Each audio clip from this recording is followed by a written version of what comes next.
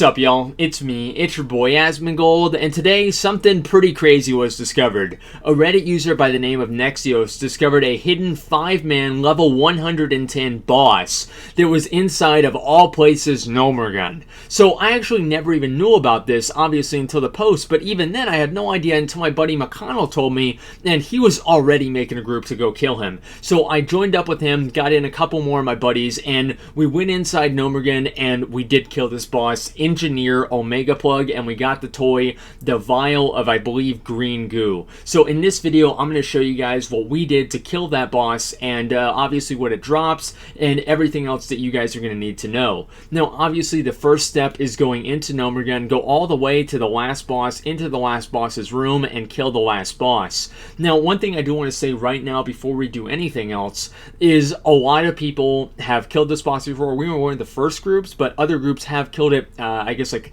between now and then and even before us, and some people said this method worked, some people said it didn't work, and so if this method doesn't work for you, I'm very sorry. It worked for us, and so I'm going to show you guys exactly what we did. But if you guys have killed it yourselves with a different method, go ahead and leave that in the comments to try and help other people out. So anyway, the way that you spawn him is that after you kill Engineer Thermoplug, there are all these little buttons, and behind this little area right here, to the to the left of the entrance, there's a tiny little button, and it says "Click me." And once you click that button, it spawns Endgineer Omegaplugg. And as you guys can see, this guy is not just a heroic boss. He's not even just a mythic boss. He's not even like a mythic plus 10 boss. This guy has over 200 million health. So what you want to do here, and this was our first attempt, I'm going to show you guys what happens. See, he spawns bombs, he basically one-shots everybody, and each bomb that he spawns explodes for 3 million damage. So whenever we saw this happen, we were like, okay, there's absolutely no fucking way we're going to be able to kill this boss. But after about, I don't even really know, probably about 2 hours or so, and theory crafting and talking with other people, we discovered that there are 6 buttons all around the room.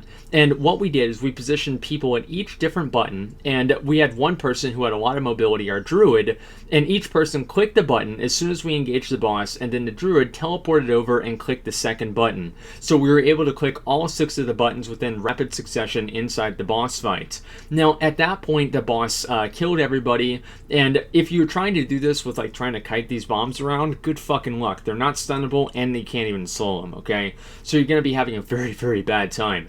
But after we clicked all 6 of the buttons, we all died, and then we were able to come back, and the ads stopped spawning. Now, we had tried this before, and it didn't quite work. We don't quite know the trick to it, but what we do know is that the buttons that we didn't click, we clicked Skull, X, Moon, Triangle, and Diamond first, and then Moon went over to Blue and clicked that one. That was the exact pattern that we had, and so I would advise you guys to replicate that exact same pattern. Now, if it doesn't work, you can try other methods. You can try it again and again. That's kind of what we did, but the first time we actually tried it with the method in mind, we got it right. And so here we are, and as you guys can see on the game clock, it was right afterwards, and we were actually engaging the boss. Now, just because the bombs are gone doesn't mean this boss is going to be easy. As I said, he has over 200 million health, and he's a 5-man boss. So basically, as a tank, this is what I did. He casts an ability called Static. Static needs to be dispelled immediately. If it is not dispelled immediately, it will pretty much kill whoever it's on. It's a dot, and so your healer needs to dispel that immediately. Also, he casts different cone attacks, and he also casts this ability right here, where he basically puts bombs down everywhere, rocket blasts down everywhere. So you need to make sure you avoid those. He also does cone attacks, so if you're the tank facing away from raid, he does a hemispheric attack, a complete circle attack, and also a direct attack like that. I don't know, it's like a direct line. And then he also does more of a cone or pizza slice attack. Now, basically, don't get hit by any of them. But the odds are, as a tank, especially for positioning and keeping your group in the right spot, what I would recommend for you to do is to pretty much use defensives whenever, or if you have a small defensive, use it every single time he does the large circle AoE, so you don't have to run all the way out. And for classes like a Death Knight, it's basically impossible.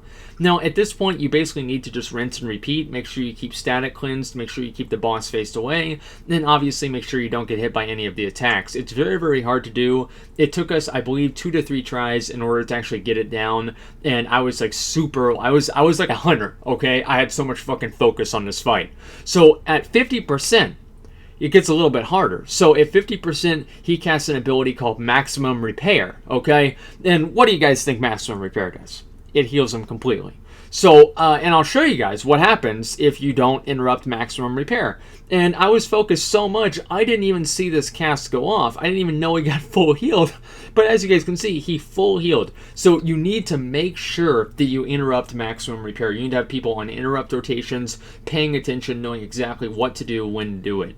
Now, about 5 or however many minutes later, we actually did kill the boss, even with him healing. So that was over 300,000 damage.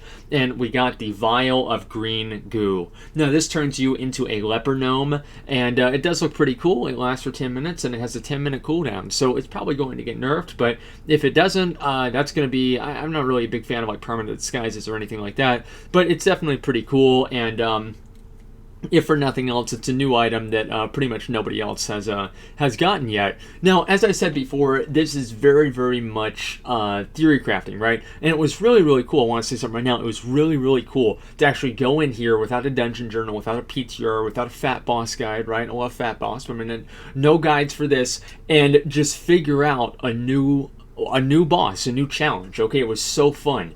So, as I said, this strategy might not work for you, but it worked for us, and you guys can see it right here in the video.